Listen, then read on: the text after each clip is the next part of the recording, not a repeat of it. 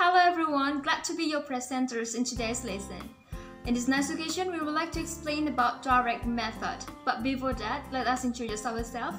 In the second group, there are 4 members who would like to talk in about the direct methods. My name is Gitari and I would like to explain about the characteristic of direct method. The second speaker is April, who would like to talk in about the technique of direct method. The third speaker is Susanti Dewi, who would like to explain about the strength and weakness of direct method. And the last speaker is Claudia, who would like to present about 15 minutes teaching simulation using direct method. Let's begin without any further ado. Richard and Rogers in 2003, decided in draft meetings in 2019, state that direct method has a purpose to directing the students learn the target language as well as they learn their mother tongue. This method adapts how the students learn their mother tongue for learning the target language in the class. Communication holds the important place or crucial place in this method. This method, direct method, or commonly called as natural method, was developed by Berlitz in 19th century in Germany. So I would like to explain about the characteristics, several characteristics of this method, of direct method, according to draft meetings in 2019. First characteristic of this method is this method facilitates the students to learn the real knowledge of using their target language in communication in their daily life. For example, when some students want to talk with their teacher, they will be use different diction with how they will talk with their friends. So informal or informal situation, they will be use different dictions. Second characteristic of this method is this method has a basic rule, which is translation is forbidden while running in a class. So the teacher will be convey the material using full English. The teacher will be describing and give illustration or demonstration to convey the material to the students. Third characteristic is about grammatical. When the teacher wants to convey the material about grammar, the teacher must be give the students a complete sentence, and then the students are expected to analyze the structure of the sentence and build their knowledge about the grammar from the sentence that given by the teacher. Next is about vocabulary. The vocabulary is taught while the class is running. So when the students and the teacher hold communication activity, they will learn the vocabulary from their communication in daily activity in the class. Next is about the participation of students in the class. So the students are forced by the teacher to be more active, to be more expressive using the target language in communication, communicate in their class. And the last characteristic of this method is the approach. This method belongs to a student-centered approach. That's why the teacher must be directing the students to be more active to participate in the class using the target language to communicate in their daily activity in their class. So that's all about the characteristic that I have conveyed to you and I have explained to you. So the next material is about the technique of direct method that will be conveyed by April. So, April, time is yours. Alright, thank you, Gitari. Now I am Aprilia. I would like to explain the technique in direct method. So, according to Larson Freeman, 2010, in Redmonding 2017, there are several teaching techniques that can be applied in direct method. So, the first technique is reading aloud. In this technique, the teacher gives students a text to read loudly. And in the end of the reading session, the teacher helps students to understand the meaning of the text by using gesture, picture, and the other media. The second technique is question and answer exercise. In this technique, the teacher will give student question after they read a text to check their understanding. students have to answer that question with the complete sentence. In this technique, the teacher also gives student opportunity to ask and answering that question. The next technique is getting student to self-correction. In this technique, when the student do a mistake during oral practice, the teacher gives student choice between what students say and teacher example. And also the teacher can repeat what students say with the question tone to make students realize their mistake and can correct it by themselves. And the next technique is conversation practice. In this technique, teacher will give students several questions to answer, and then teacher asks student to conduct question and answer activity by using the same grammatical structure as exemplified by the teacher. I think that's about the technique indirect method. So the next material will be presented by my friend Susanti. Alright, thank you for the chance, April. I would like to continue to the strengths of direct method.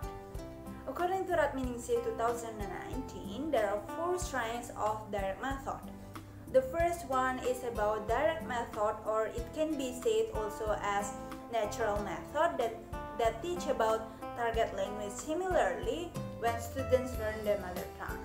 So students will learn the target language since the beginning of the learning, and students can listen and speak the target language in order to master the target language quickly. And the second one is English is taught as the learning medium in order to make students accustomed with the target language. The third one is students get the opportunity to listen English orally, and it is important to increase students' speaking and pronunciation skills. And the last one is this method can improve students' abilities to express themselves. It helps students to think directly in English without help from their mother tongue. So those are the strengths of direct method. But besides that, there are also some weaknesses of this method. The first one is there are several parts of the vocabulary that cannot be translated directly into the target language. So it takes time for teachers to explain the meaning of the words. And the second one is this method actually requires teachers who are fluent in English. But in fact, not many teachers in Indonesian that have abilities in the target language, because they are raised and educated in English on the local context, which usually get few opportunities to use target language outside in the context of the classroom. And the last weaknesses is this method is less appropriate to use in the class with large number. Let's say, for example, 40 until 50 students in a class, because this method actually requires students to practice a lot, and enabling students in one session of teaching is challenging for teachers to give same opportunities to students to participate. And yeah, that's about the weaknesses, and that's all my explanation. The next is simulation will be presented by Claudia. Good afternoon, class. How are you today? Good. I'm well too, thank you. Before we begin the lesson, shall we pray first? Okay, are you all ready? Good. Pray start. Pray and thank you. Is there anyone absent today? Okay, let me check. No? Okay, thank you. So, do you still remember my name? Oh, we just met last week, right? Come on, you must remember. Yes, my name is Miss Claudia. Good one.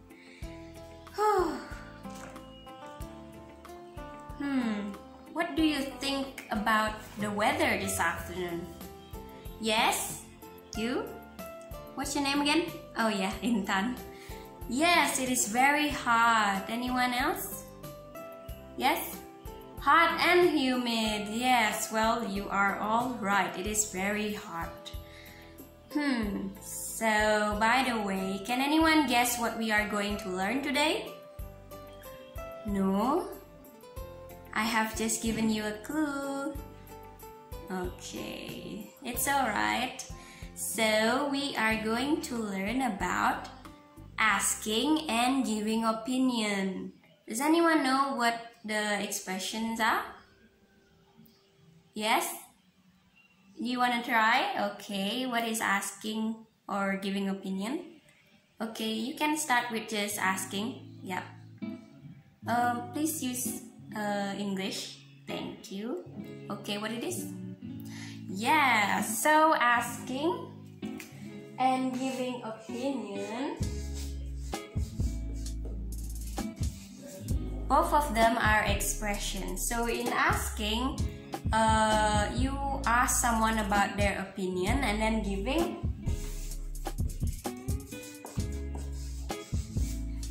is how you respond into that question of someone when they ask for your opinion. Okay, good. Good one. Can you look at your textbooks, please? Yes, on page 12. Okay, can anybody mention or tell me about one of the expressions there? Okay, Woody? Yes? What does it say? Okay, it says, what do you think about our classroom? The first expression is, what do you think of or about our classroom? And the second one, the second example? Yes? Same, right? What do you think about Sita? And then the response is, I think that Sita is smart, but she is a bit talkative. Good one. Okay, can anybody look for any other examples on the book? Yes? Okay, what are they? Good. What is your opinion? Good one. Wow. Okay. So this is for asking, and this is for giving opinion. What else are they? Whoa, good one. Can you tell me about? Yes. Anyone wanna try? Yes, Budi. Okay. What is it? Give me your comment. Good. Give me your comment. And anyone else? Oh, good. Do you think? Okay. Can everyone tell me how to make a sentence with one of the asking sentences? Okay, Dira? Oh, you said, do you think Justin Bieber is handsome? Okay, can anyone reply? Yes, Woody again? I think Justin Bieber is handsome. Good one, very good. Okay, here is also one of the ways to respond to someone if they are asking for your opinion, which is, I believe, or I believe that. Any more ways to respond? Yes, in my opinion. Where is it? sorry, this can be here. And then in my opinion, if someone asks about what is your opinion, can anybody again tell me ways of using the other expression, please? Okay, Wahyu, what did you say?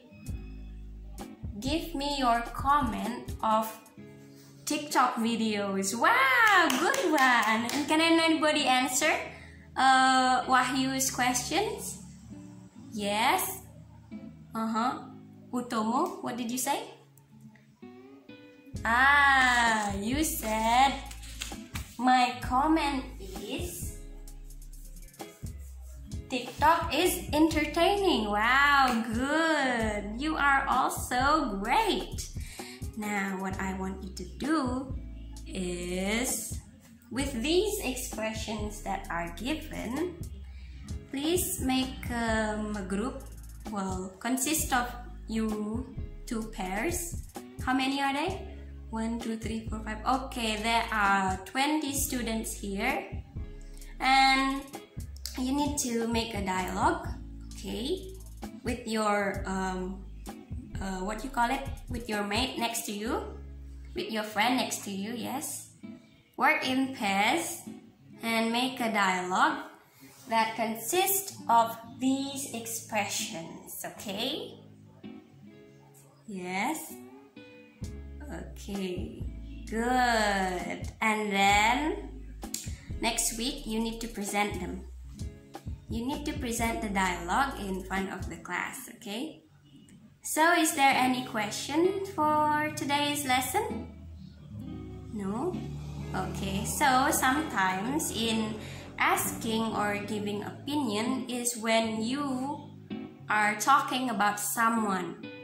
Okay, like for example, if you are gossiping about somebody, you would use these expressions. For example, what do you think of celebrity, like that?